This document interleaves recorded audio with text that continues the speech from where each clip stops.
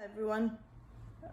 So today you're gonna have to excuse me, I've just come out of surgery and I just wanted to share my story with you. A meniscus arthscophy and a Haglund's spur removal and bursa removal. I just wanted to touch base with you with how it went. I'm going to be documenting my recovery process. A bit of background information. So in 2021, I tore my meniscus, which needed sutures to secure to the bone, and it hasn't actually recovered in the way that it was meant to. I had a bit of fragmentation. I'll get a little bit more clarity once my consultant comes back in with what he found and he's done. But basically, since 2021, the recovery didn't go right, which has now led on to today. So the Haglund's and the bursitis was a knock-on effect with the knee not coming right, so I couldn't fully straighten it.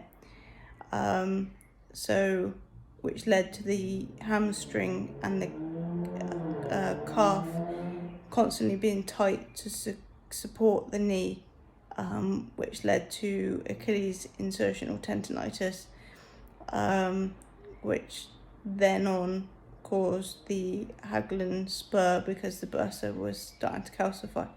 So that's being removed now. I'll just show you my elephant size leg. So yeah, normal size leg, absolutely massive leg. Not in a cast, they're just both bandaged. Yeah, so I'm in quite a lot of discomfort at the moment. I feel absolutely knackered. But like I said, I'm gonna document my recovery process just in case you guys are going through the same thing. And I will give you an update. I'll give you a little bit of an update when I see my consultant. He's just doing some more surgeries. So I will catch you in a bit. So I'm sorry I didn't wrap up the video yesterday following the actual procedure with the outcome. But this is now, I'm home, so it's my first day following the surgery, and I can confirm the way I look also relates to the way I feel. I feel absolutely terrible. Didn't hardly sleep last night. The pain was pretty bad, especially behind the kneecap. I've been told that, like, I'll show you, I have to keep it full lock with nothing underneath it so the swelling doesn't get behind the knee, because otherwise it will restrict me straightening it. So I need to keep the ankle elevated at all times, and I've got a lovely boot, well, shoe, and just keep my foot flat on the floor. So following on from what the surgeon said yesterday, I saw him to discuss how the arthscophy went, and so what he found was that on my meniscus, which is the lower half of your leg, so tib fib area, was some loose cartilage, and on the actual femur, so on the joint surface of that, there was also loose cartilage, and even on the lateral, so on the lower leg again, so tib fib side, on the lateral side, there was some loose cartilage, and he confirmed that stems back from 2021, when I initially tore my meniscus then. So the laxity, the pain, and the full flexion restriction, which I had been having over the past 2 years, was due to the cartilage not fully healing following the last surgery that I had done with them.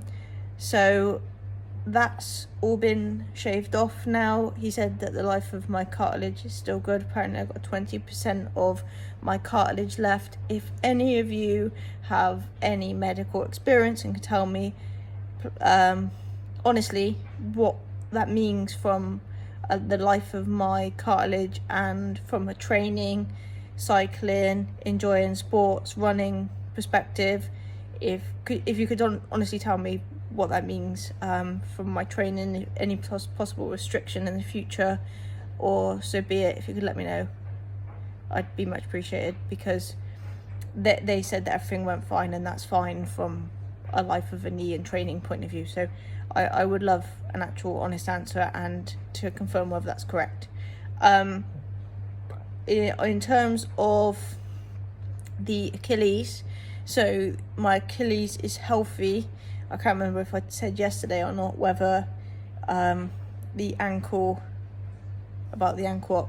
So basically, due to the fact that my knee has been playing me up for 2 years, and the fact I haven't been able to straighten it properly, or strengthen it, to be honest, because I haven't got full range of straight flexion, so it doesn't fire the VMO correctly. Because of that, the back of my leg, so my calf and my hamstring, have been taking so much brunt to support the knee, and due to the laxity and due to the cartilage issue, that caused ongoing issues with my Achilles. I was getting loads of tendonitis, primarily insertional tendonitis, which if any of you have experienced before, you will understand it's completely unpleasant, and it restricts my length of standing. I even tried the heel inserts, they didn't work. The supports around the back of the heel, they didn't work. And yeah, so shoe and footwear, choosing that, very limited.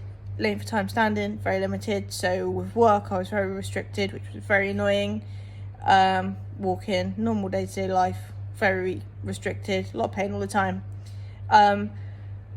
So that stemmed from my knee, and with insertional tendonitis caused bursitis. And so the back of your calcaneal bone, you've got a fluid sac, or pad if you like, of it. So when you move your ankle, you've got something for the Achilles to glide over rather than just be on your against bone,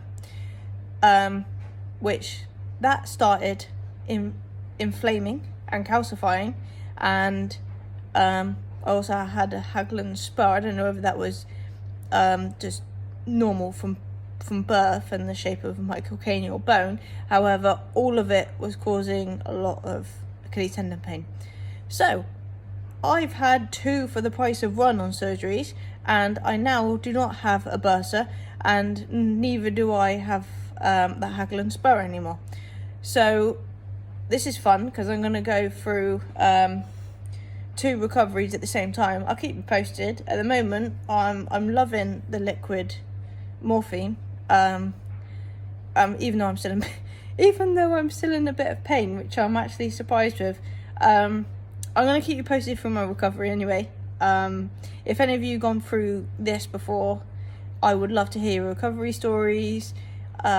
What you found worked for you. What would you advise to do and definitely steer away from. I've got some home exercises to do at the moment, because I am allowed to start moving my knee, which I have been doing. I've just been going very careful, because obviously I am on very strong painkillers, and I don't want to undo what's been done. But at the moment it's very much resting, ice, elevation, all that good stuff. I feel tired, and yeah, I still can't sleep, pushing my head in. Hopefully I'll sleep better tonight. However, I am rambling. I do apologise. Thank you for listening. If you did actually listen to any of that, much appreciated. Comments, much appreciated. And if you want to join my emotional and physical journey with me, please do. So cheers guys. I'll give you an update tomorrow. I'll probably post a week out in one hit, and then we'll move on to the next stage from there. So cheers guys, see you later.